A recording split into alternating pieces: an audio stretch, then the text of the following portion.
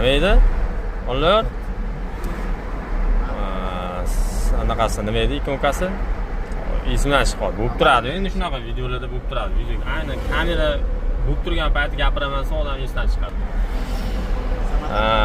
Ekstrenniy торможение yonib qolgan edi. Keyingi mashinamiz ham Song Plus BYD. Mana shu radar datchigi bo'ladi. Mana shu datchik zo'r datchik ekan, menga yoqdi lekin. Uchtalarni boqadigan datchik ekan bu lekin.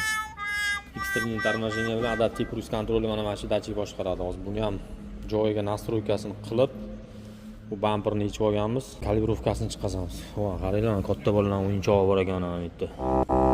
Turbina motor 1.5 plus ikkita motori bor. Mana tabloda ko'rishingiz mumkin. Stolkновение ikonkasi yonib qolgan. Hozir buni kalibrovka jarayoni. Nima edi? Onlar anaqasi nima edi? Ikonkasi esimdan chiqib qoldi. Bo'lib turadi. Endi shunaqa videolarda bo'lib turadi. Ayni kamera bo'lib turgan payti gapiraman, odam esdan chiqadi. Ekstrenniy торможение yonib qolgan edi.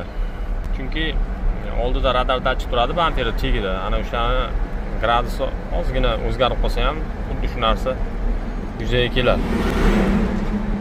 Skanerimiz VDS. Oxirgi modeli aynan BYD'lar uchun. Mana shu BYD'larning любой ishini mana shu skaner bajarib beradi.